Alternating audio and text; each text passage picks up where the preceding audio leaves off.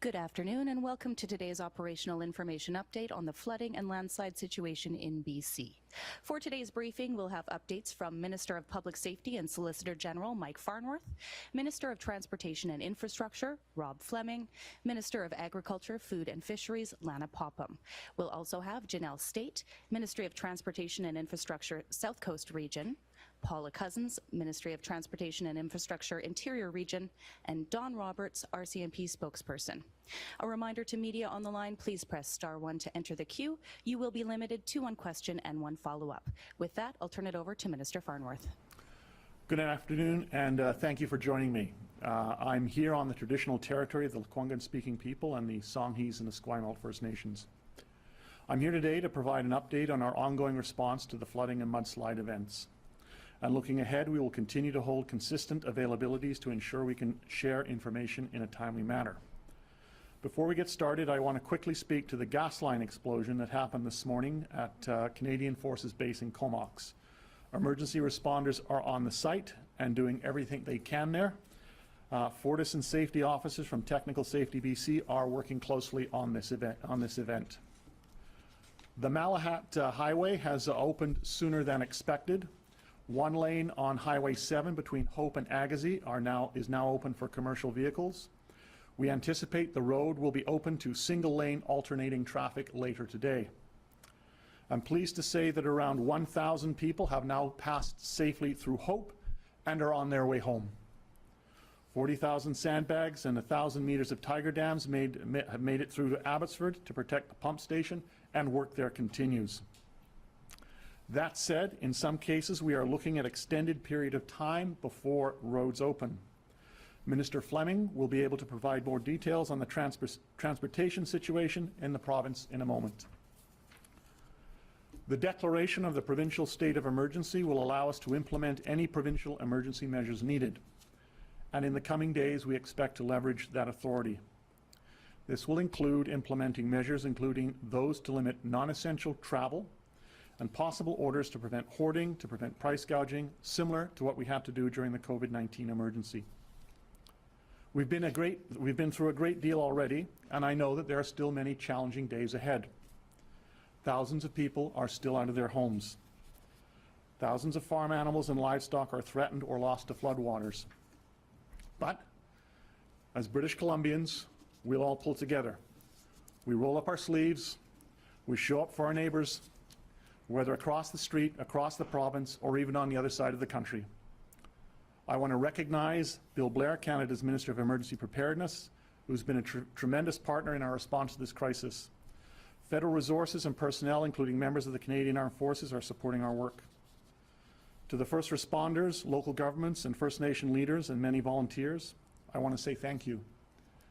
We had outreach today again from Alberta and Manitoba, in terms of being able to help us in any way we can. This is a challenging time, and we're going to get through it. I'm going to come back better and stronger. And with that, I'll now pass it over to Minister Fleming for a further update.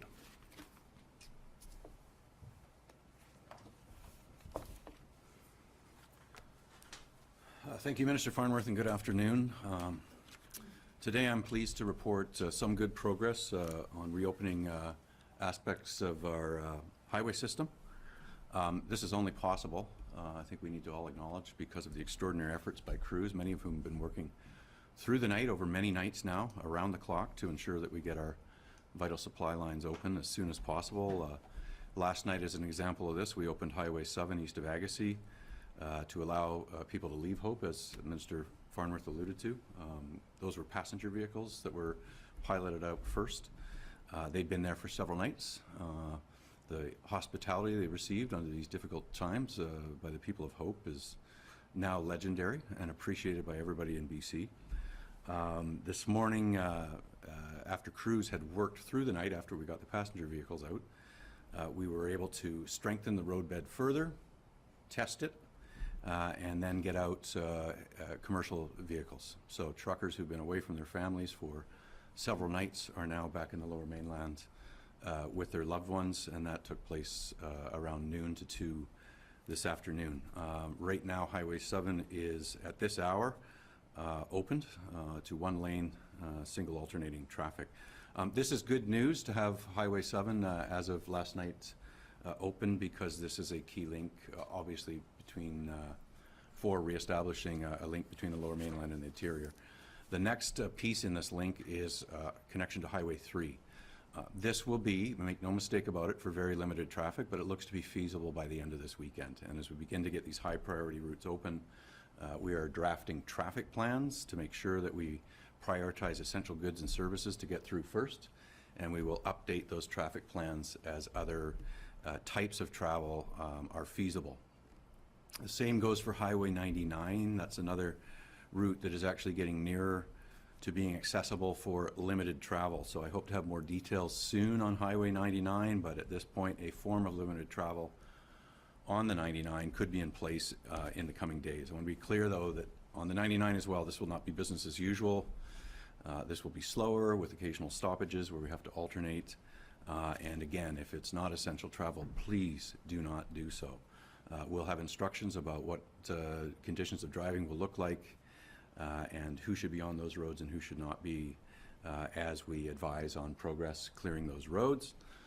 We've made some good progress on Highway 1 on Vancouver Island here, the Malahat, so we had overnight full closures. We expected to have 6 nights of that. We will no longer need them. That road has been cleared. It will now be open 24/7 to single lane alternating traffic through the weekend, and that will allow us to get essential supplies and services moving better here between the South and the Mid and the North Island. We have, because of this improved condition on Highway 1 Malahat, been able to work with fuel suppliers to get a convoy of 15 fuel trucks into the Capital Region this morning to refill gas stations here in the Capital Region. In terms of concern about fuel supply around BC, it's different in different regions. We're evaluating the situation. We're working around the clock to open the routes that are just spoken about to get fuel and other goods moving quickly. We're taking a number of steps to maintain a supply of fuel, working with Trans Mountain, for example, to get their pipeline running quickly and safely. We're exploring options to have fuel transported from other jurisdictions like Alberta in the United States, and we're working very closely with the federal government, who is apprised of the situation and providing support to the province. As we continue to reopen our roadways, I want to thank provincial staff from the Ministry of Transportation and Infrastructure. I want to thank our road maintenance contractors who are all doing amazing work clearing, repairing damaged infrastructure in different parts of the province. And I mentioned it before, but it bears repeating. The outpouring of support we've received from British Columbians, people who have trucks, people who have sand, people who have skills, has been nothing short of inspirational. The people and the companies who built BC are chomping at the bit to help our ministry and communities that have been affected to rebuild BC. And I just want to say in closing that we're doing what we can, everything we can, to reestablish transportation links around the province, get goods moving and people moving. We're sparing no resources. We're appreciative of the federal support. We're appreciative of the local and regional district assistance and the unprecedented work together. And I want to thank a number of people, but my counterpart, Minister Alghabra in Ottawa specifically, who has been a very good friend of BC, both before the crisis, but particularly during this crisis. Thank you.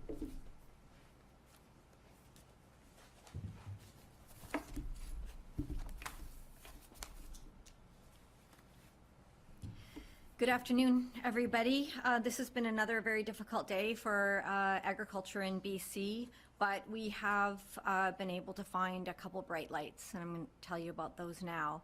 We've definitely prioritized getting food and water to barns that are in critical condition, to farms that have been cut off from other transportation routes. And we have been able to identify priority farms by working with the BC Dairy Association and the BC Poultry Associations. And we were able to secure a delivery method by working with the Solicitor General, Transportation, Emergency Management BC, and wildfire service to secure helicopters to be able to drop containers to these farms and then charge them with water.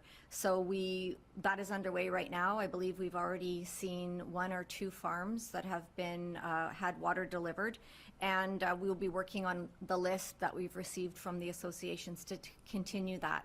Once we get through the most emergencies, we will then shift into delivering food and water as needed, as the associations and the farming community let us know what the priorities are. This is the trying to access feed was a problem yesterday.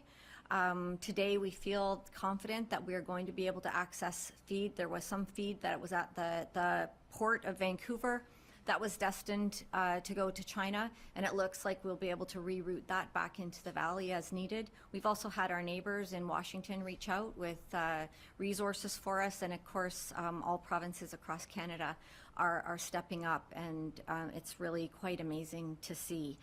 There are absolute concerns right now from farmers that need to get back into their barns to try and help their animals. This is a really painful moment for farmers. They are not able to access those barns because the transportation routes they're not safe. And so we just would like to remind everybody that road closures are there for a reason, and it's to protect safety. But I can tell you, farmers would do anything to get to their animals, and we are seeing some of that, whether it's to get them food and water or whether it's to help put them out of their misery. They need to get there, and so we're working as fast as we can to ensure that those routes are there. But in the meantime, we need everybody to respect the closures that are in place. We're working with local government. I had a very early morning call with Mayor Froese. We spoke at 6 o'clock this morning, and other mayors as well. And this is just to keep the lines of communication open. Mayor Braun has just been such an exceptional leader.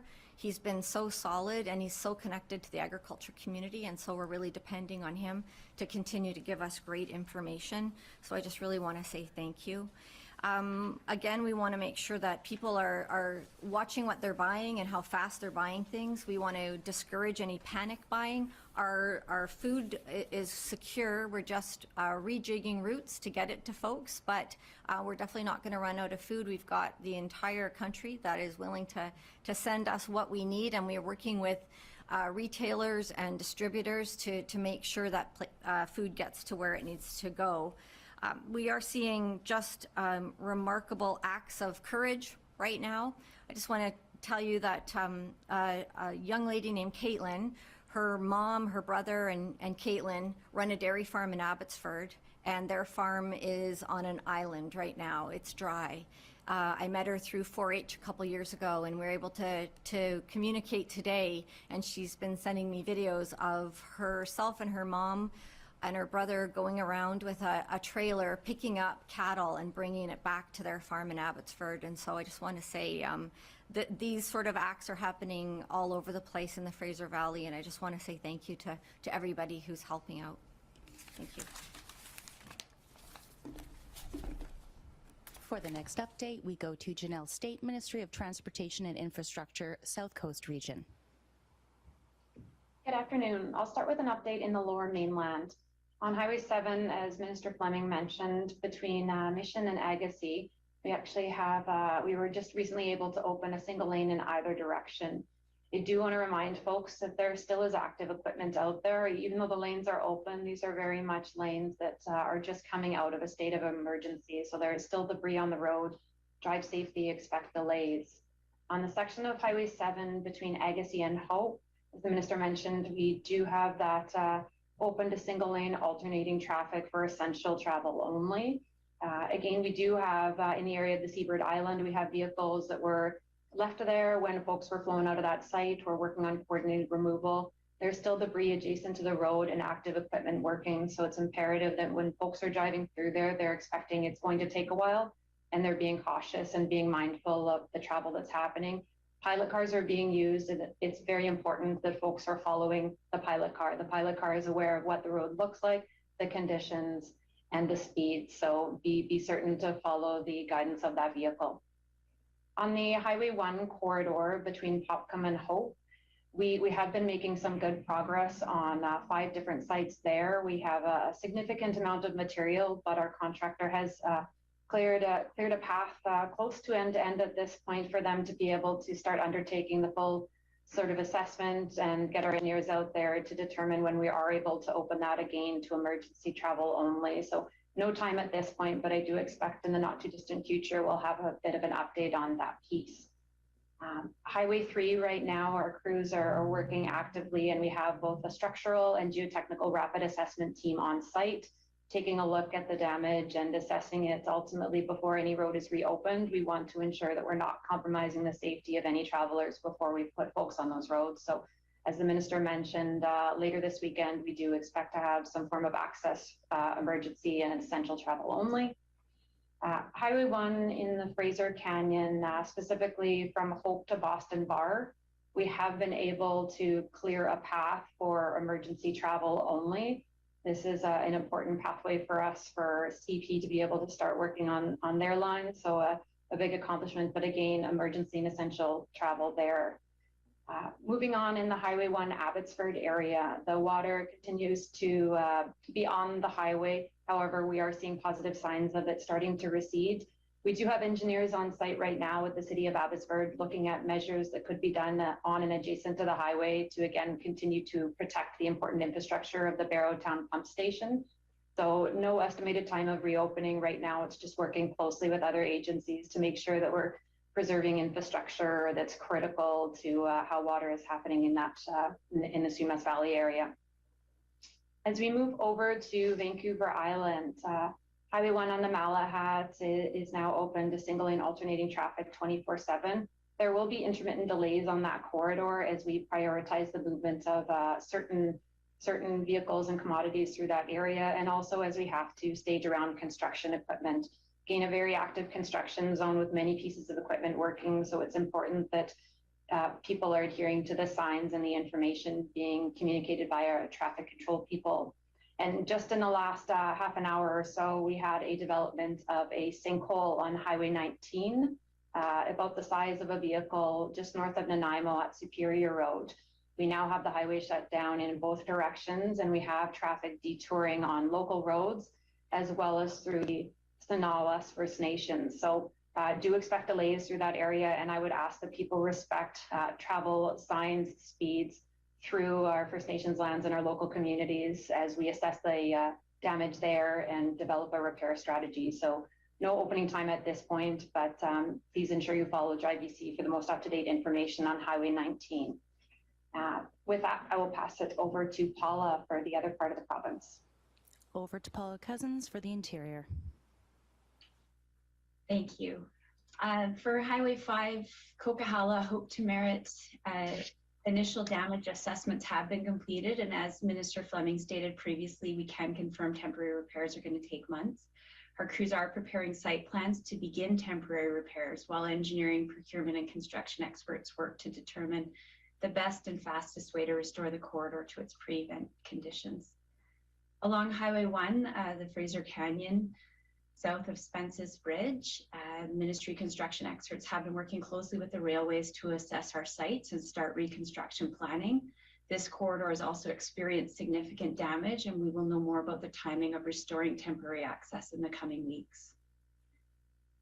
Minister Fleming noted on Highway 99, our crews are working closely with other agencies and making progress on clearing the highway.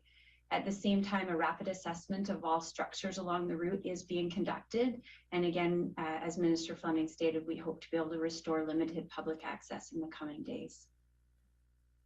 Highway 8 between Merritt and Spence's Bridge experienced probably the most extensive damage, and we will be conducting a LiDAR survey flight as soon as conditions allow to better understand the extent of the damage, which will inform our planning and reconstruction options. In addition to the work underway on our numbered highways, our crews are also working hard to restore access to several side roads which were impacted by the event. And we've been working with partners such as the Ministry of Forests, Lands and Natural Resources to restore access as quickly wherever possible and conduct further assessments where damage is more extensive.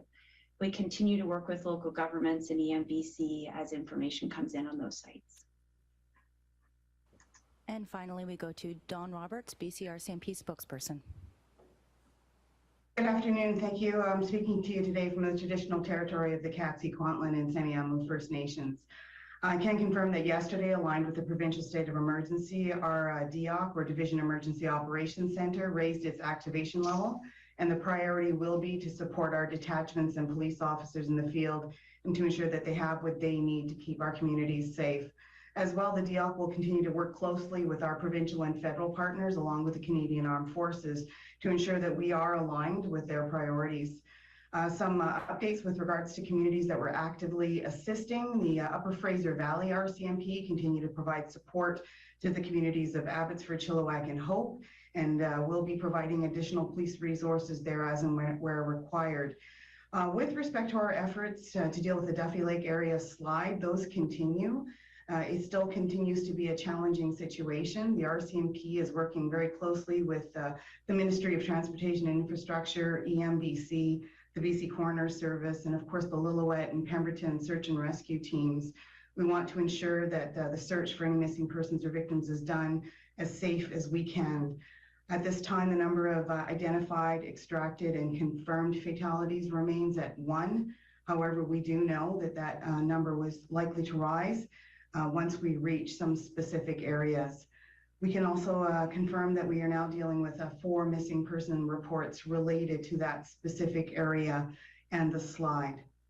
The Merritt RCMP are working very closely with search and rescue to locate any people that have remained in that community and that may need assistance. And our Indigenous Policing Service in Merritt and Chilliwack are working directly with affected First Nations communities to ensure that they have what they need moving forward. We still continue to receive a number of calls regarding potential missing people. I'm not in a position right now to confirm the actual numbers because it actually does fluctuate as we conduct those investigations and determine whether or not they are missing or whether they've been able to get in touch with their loved ones. And so we are asking, though, that if you have not been able to locate or connect with a loved one or identify where they are, that you please do contact police, your local RCMP or the nearest RCMP detachment, so we can conduct those thorough investigations. And we're asking for those that have been evacuated to not, and I really need to stress this, not return to the communities until the local authorities have provided confirmation to do so and lifted any evacuation orders. Many of the areas impacted that our police officers remain in are not just dealing with water, but they're impacted by various issues from roads and other key areas of infrastructure. Currently, again, we have no reports of any criminality in evacuated communities. We remain in those communities. We are patrolling the affected areas as we can. And in Merritt, we're using boats and front-end loaders, and our members are traveling around to ensure that the community remains safe. And additional resources are being looked at and will be deployed as and where necessary in order to support local needs. For example, the BC Highway Patrol has been instrumental in shifting their duties, and they're providing additional operational assistance into the affected communities along with their core duties. And then, of course, we do stand ready because we know that eventually when the roads do reopen, there will be traffic volume. And so whether it's the BC Highway Patrol or other police, we will be ready and able to help ensure that we keep everyone safe. Thank you. Thank you. A reminder to media on the line, please press *1 to enter the queue. You will be limited to 1 question and 1 follow-up. Our first question today goes to Belle Puri, CBC. Minister Farnworth, you hinted a few times at my wrong question. So what I want to ask you is the Canadian Forces soldiers that are arriving, I understand there'll be like about 120 tonight. Where will they be deployed and how will they help? What will be the tasks that they're assigned? There will be a number of tasks that they'll be assigned, and it will range. It can be helping in evacuations. It can be involved in logistics. It can be operating equipment. It can be assisting, for example, with diking and such like. They will be deployed where it is determined by the people on the ground and to where they're most needed. The one thing that they do not do is they do not do security, for example. But those are the kinds of things that they will be doing. And we are incredibly grateful that they're here. And, it's just another indication of how this country pulls together. And as I said, the federal government has been with us right from the get-go.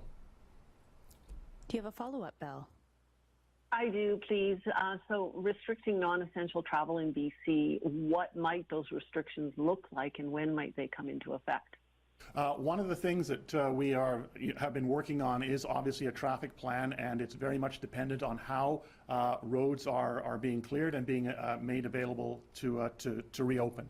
And so what we want to do is obviously different from COVID, where it was restricting people from going from one health authority to another. The situation in this case is that as roads are repaired, in many cases it will be through limited access. So it may be single lane or alternating traffic. And obviously we want to ensure that the priority is for commercial vehicle, essential traffic. And so that restrictions would be put in place at those particular locations. And so that's what's being worked on in terms of an order that could be put in place under the state of emergency that we have announced. And I'm expecting that we will have details on that order and its implementation tomorrow. Next question, Binder Sajan, CTV. In terms of how many people have been displaced in total. So people who are under evacuation orders, or perhaps even if there's a breakdown, who are otherwise displaced because they're not able to get home at this time. Do you have an updated number? So it's about 17,000 people have been evacuated. Now that number obviously fluctuates and will change daily, and so that's the total that I gave you yesterday. We will be able to provide updated numbers as we get them. So, you had 1,000 people last night and today who were able to leave Hope. And get down. Many of them will be able to go home. Others will still be from other areas where they're having to have emergency support services. But that's the total, the rough total that we've had so far. And it's about 6,900 properties are under evacuation order. And again, that can change as the situation does improve. And I think about another 2,700 are under evacuation alert. Do you have a follow-up, Binder? I do, thank you very much. And this is a question for Minister Fleming. From a colleague, do you have a system or protocol in place where even if they give you just a warning a couple of hours in advance, that Environment Canada notifies the Ministry of Transportation that rainfall is intensifying, and then that would allow you to proactively install warning signs or shut down sections of the roadway at high risk of slides and flooding? And if there isn't that sort of system, why isn't there?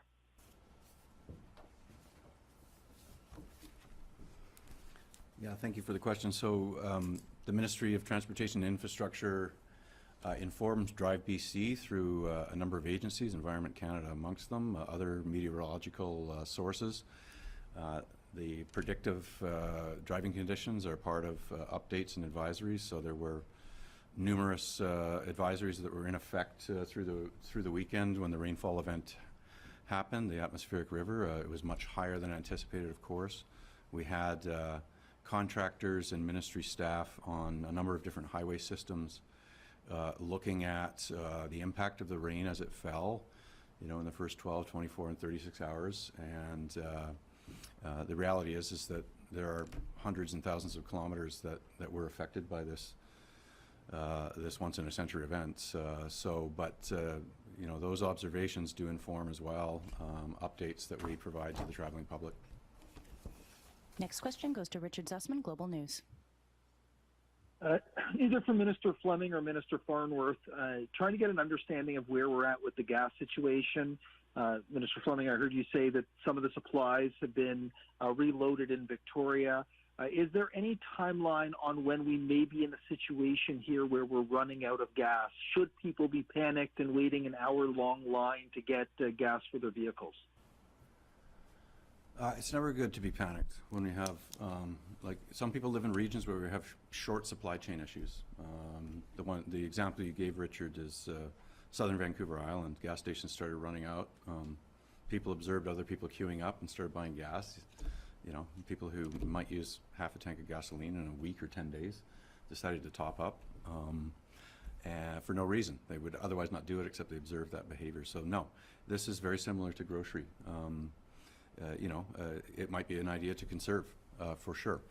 But what I said in my remarks earlier is that we're aware of the supply chain risks around fuel. That's why we're working with Kinder Morgan, who has had to do inspections of their line after an event like this, which they have done in the past after wildfires. So we're working with them on and getting information from them as well about getting their pipeline running quickly and safely. We're also looking at fuel transported from jurisdictions like Alberta and the United States, and we're working closely with the federal government. I'm advised the Prime Minister is informed of the situation as well. Certainly the Premier and a number of ministries are working on all supply chain issues. Fuel is one of the key priority issues that we ensure we don't run out of fuel. But I guess the message for today is conserve fuel wisely and other materials because there are interruptions in the supply chain for a number of things that that are essential, and that's an issue where we're working with our federal counterparts and our American friends on sourcing additional supply. Richard, do you have a follow-up? No, I'm good. Thank you. Thanks very much. Our next question goes to Nick Johansson, Castanet. Hi there. I guess this is for Minister Fleming. Just with regards to Highway 5, could you speak to how many individual sections of the highway have actually been impacted by discrete events? And moving into the winter months up there, will this work that's required be possible in some of these heavy snow conditions?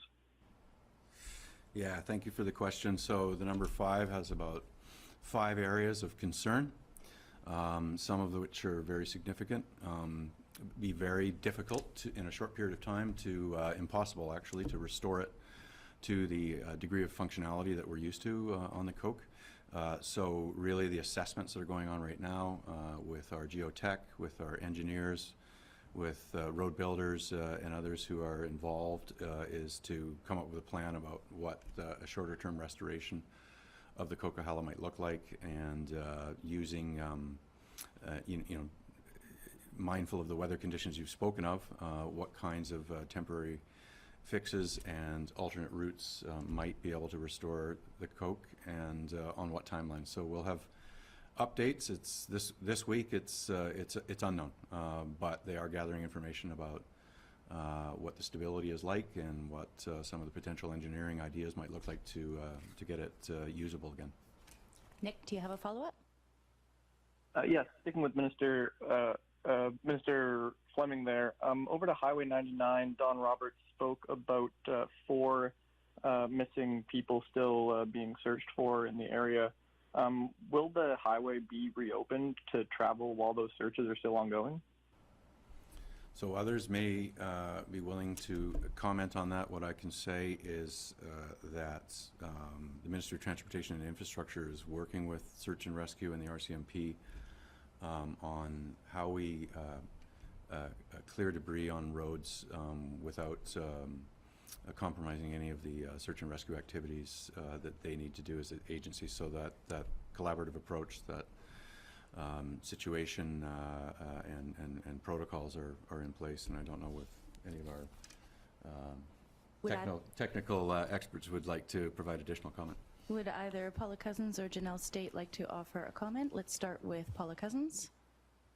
Yes, we do work closely with other agencies and very sensitively in a situation like this, which is extremely unfortunate. And we've been partnering all through of this difficult time. As we get the roadway cleared and activities continue, and as we will work together to determine the timing of reopening, and if recovery efforts are required beyond that, there will be privacy fencing and other things in place to ensure the sensitivity of the site is protected and preserved. Our next question goes to Dan Fumano, Vancouver Sun. Both the idea of volunteers helping out and the challenges around the fuel situation. So a specific question around that is, we've spoken to a number of fishing guides in the Fraser Valley who have been transporting people and animals and supplies, And it sounds like they're doing work that's really badly needed, but they say they're running out of fuel in the next day or so. And they say it would be a huge help if the government could set up a fueling station along the Fraser River somewhere, one or more fueling stations. Would something like that be possible? Is the government looking at something like that? Certainly, and thank you for that question and for raising that. That's the kind of thing that when EMBC becomes aware of, we can plug them into the various emergency operation centers in terms of the activities that they're doing. We know that we have a lot of volunteers in different communities doing just that kind of work. If those individuals reach out to us at Emergency Management BC, or you send the details, that's certainly something that we would be able to look at, and strikes me as another example of how British Columbians are just doing the right thing and showing up to help their fellow citizens. Dan, do you have a follow-up? Yeah, I guess just to that point, I mean, for Minister Farnworth, do you think that could be the kind of thing, or I guess, will you agree to the opposition's request to create an all-party committee to look at emergency preparedness? We have been undertaking a significant rewrite of the Emergency Program Act.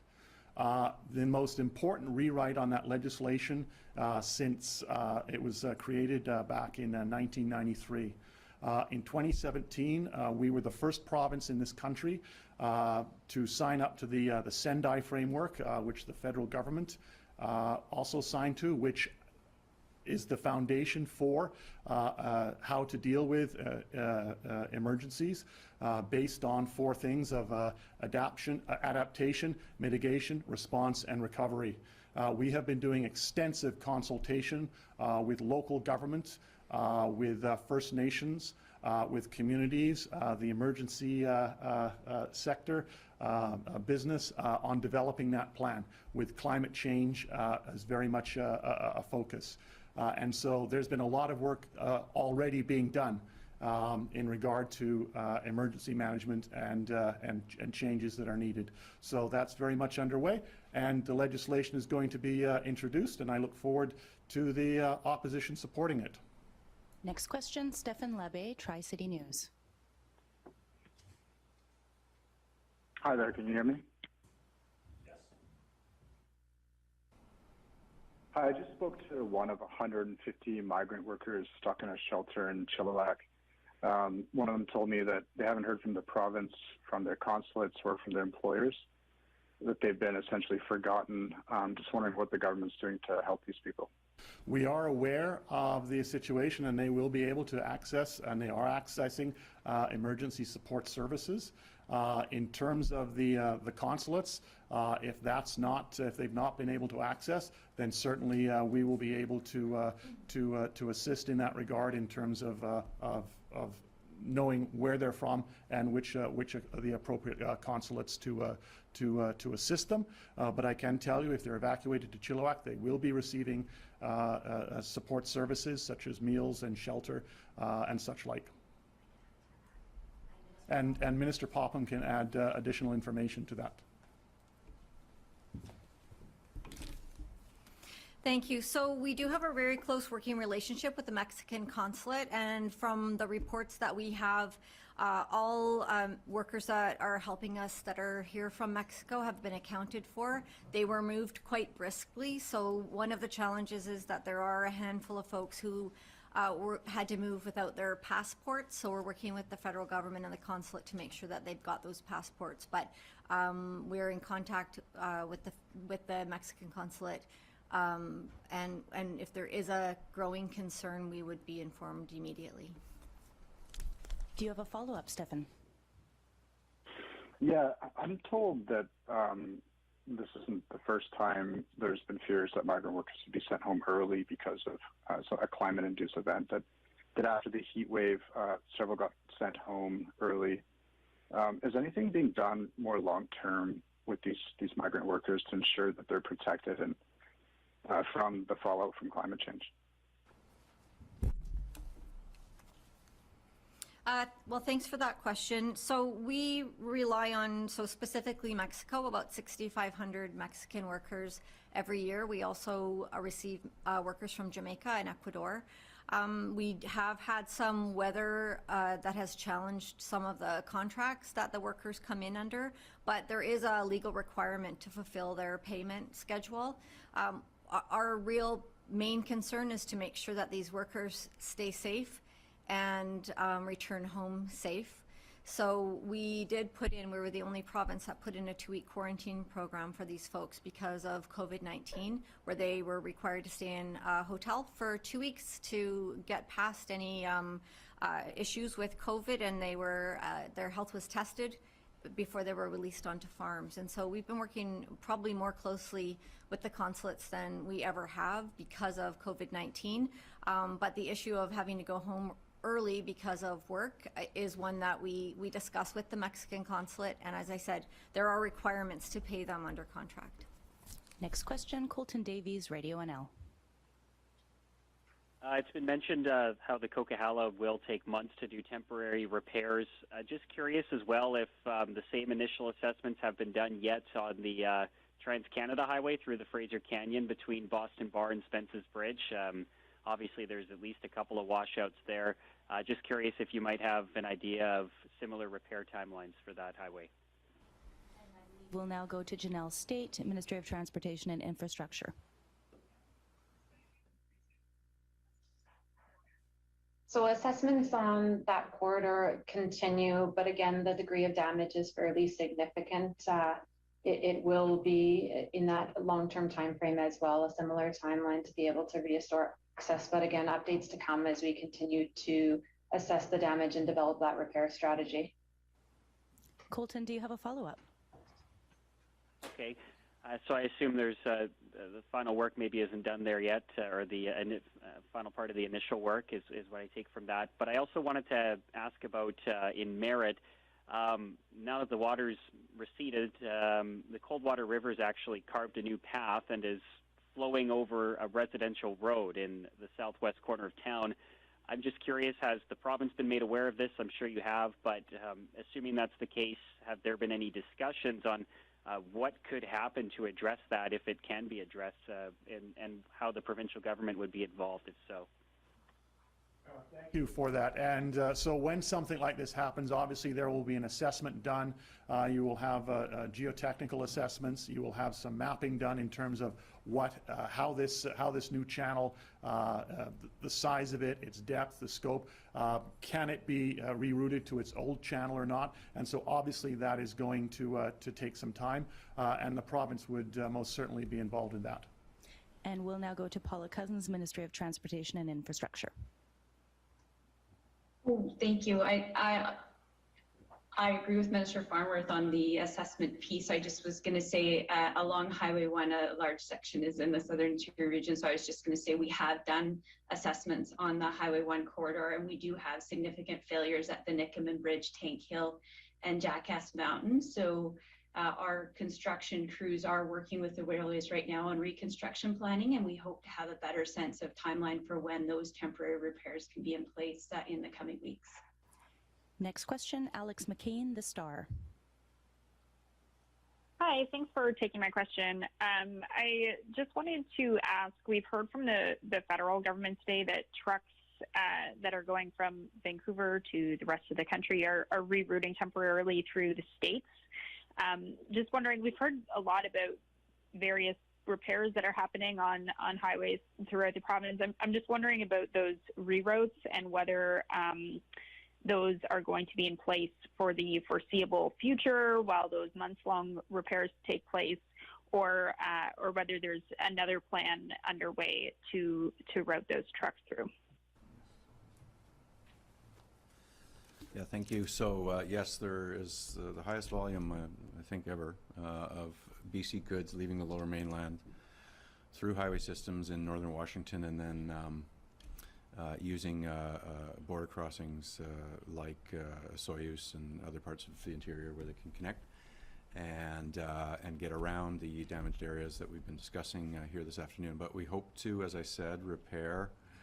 As we have completed now the number 7 connection to Hope, the number 3, which will connect Hope to the interior. So that will be one of the areas that we hope to restore. You've heard an update on the 99 as well. We will advise on when that a connection is made, and so we will have as a priority the movement of goods, commercial vehicles, after we get into the number 3, restore it, the number 99 as well, and the number 5 will take longer, as you've heard this afternoon. Alex, do you have a follow-up? Yeah, thanks for that answer. I have sort of a related question. We heard about temporary repairs that will be coming to the Coquihalla and to other routes. We've also heard from Minister Farnworth talking about the Sendai agreement, and part of that agreement, of course, is to build back after disasters, not just to the standard that infrastructure was built to before, but actually in a more resilient state so that they could withstand greater levels of disasters in the future. I'm wondering if you can tell us more, or if you can commit at this point to following some kind of framework, such as the PIVC framework, around building infrastructure that will be more resilient in the future after these temporary repairs take place. Yeah, so the condition that you've seen in the images from the air of the Coquihalla tells the story. The condition on the ground is what we're gathering right now. So engineers, geotechnical experts are assessing it, and also, evaluating what kind of ideas we could use to perhaps restore the Coquihalla on a temporary basis, which would mean there would be a two-phased approach. One is building back the infrastructure better according to the principles, the Sendai principles that Minister Farnworth has spoken to. But we want to restore that connection if we can as soon as possible. But it's too early to update you fully on that. We will advise the public as we get more information. We'll take the assistance we have been offered from the federal government too. They have some expertise on infrastructure that is damaged like this, and be sharing that information. It's possible we could have a more fulsome update on that in the coming days and weeks. Next question, Jim Morris, Associated Press. Thank you for taking my question. This might be, I guess, from Minister Farnworth, but whoever could answer. I know we're very early days, but is there any kind of price tag, what it's going to cost to repair the infrastructure, or what the damage, or what the final bill for repairing and getting all this fixed is going to be? It's going to be a lot. It's going to be an awful lot. And when I say that in the context of it is far too early at this point to understand what the total damage is going to be. But I can tell you that it is going to be substantial. But what I can also tell you is this. The province has the fiscal capacity to be able to rebuild. We have been in contact with the federal government, who are right there with us. And so we are going to rebuild. We are going to rebuild back better. We've got that fiscal capacity, but it is going to cost a lot. But I know this, every construction, the business community, the construction unions, the contractors are all so anxious to get busy repairing, rebuilding, and getting this province back to a solid, sound, normal footing, and that's going to happen. Do you have a follow-up, Jim? Thank you. Yes. From a provincial economy that has dealt with COVID for the last 2 years, or I guess roughly, is this, I don't want to say a good thing, but is there a positive out of this, that it will make more work, more jobs along those lines? The positive I'm going to take out of this is that it has shown British Columbians coming together, supporting each other, Canadians supporting our province, that we're one big family. And absolutely, that to me is something that we all instinctively know. It is absolutely just a remarkable feature and facet of our communities, our people, our province, and our country. This has been a terrible, terrible disaster. But I know this, as British Columbians and as Canadians, we stick together, and we're going to come out of this. I'm going to build a stronger, better province and a stronger and better country. Thank you. That concludes today's update.